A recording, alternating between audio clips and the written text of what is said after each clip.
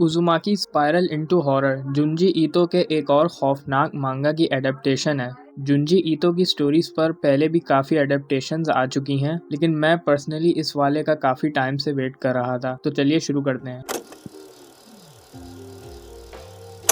तो पहले इस सीरीज़ के कुछ पॉजिटिव्स की बात करते हैं, जो कि अनफॉर्चुनेटली ज़्यादा है नहीं। मुझे इस सीरीज़ की ओवरऑल टोन और सेटिंग काफ़ी पसंद आई। एक कर्सिड टाउन जहां स्पाइरल्स नाम का एक फिनोमेना अकर हो रहा है और वो कैसे इस टाउन के लोगों को अफेक्ट करता है, वो मुझे देखने में काफ़ी मज़ा आया। इसका आर्ट स्टाइल और साउंड ट्रैक भी काफ़ी खौफनाक है और जिस तरह की इमेजरी और खौफनाक बॉडी हॉरर सीन्स हमें दिखाए जाते हैं, वो देखकर मुझे चिल्स आ गई और मैं शुरू से लेके आखिर तक यही कहता रहा कि आखिर मैंने क्या देख लिया। स्पेशली इसके एपिसोड 3 ने तो मुझे स्पीचलेस कर दिया और मैं कहूँगा ये इस पूरी सीरीज का सबसे गंदा और घिनौना एपिसोड है। मुझे पर्सनली बॉडी हॉरर और इस तरह के वियर्ड कॉन्सेप्ट्स बहुत पसंद आते हैं और इस शो ने मुझे साइलेंट हिल की भी काफ़ी याद दिलाई। अब चलें इसके नेगेटिव पर बात करते हैं। तो फर्स्ट ऑफ ऑल इस सीरीज की पेसिंग बहुत ही ज़्यादा रश्ड है और हर एपिसोड का रन टाइम वक्त के साथ साथ इंक्रीज होता रहता है, लेकिन सब कुछ इतना जल्दी जल्दी हो रहा होता है कि आप उसको प्रोसेस भी नहीं कर पाओगे और उतनी देर में वो एपिसोड खत्म भी हो जाता है। तो मैं ये चाह रहा था कि ये एपिसोड ज़्यादा रखते और हर एपिसोड में इसकी स्टोरी को डेवलप करने में अपना पूरा टाइम लेते, ना कि इसको 4 एपिसोड में कवर करने की कोशिश करते। और अगर इसके कैरेक्टर्स की बात करूँ तो वो मुझे बिल्कुल भी पसंद नहीं आए,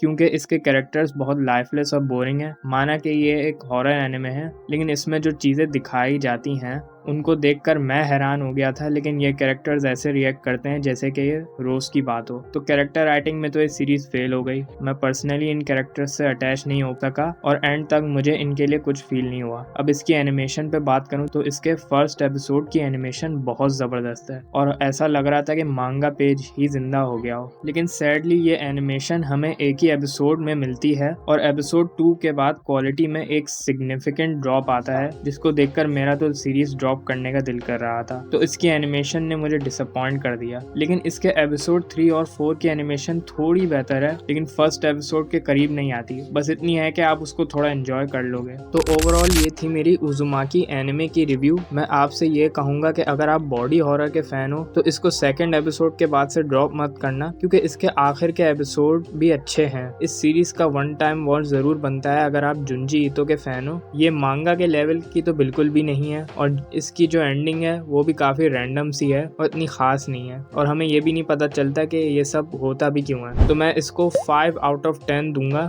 इसकी बैड एनिमेशन और कैरेक्टर्स की वजह से। और इसका जो आखिरी एपिसोड है वो मुझे पर्सनली थोड़ा सा ड्रैग फील हुआ, लेकिन आप सब लोग अपने थॉट्स कमेंट्स में ज़रूर शेयर करना। तो मिलते हैं अगली वीडियो में। अल्लाह हाफिज़।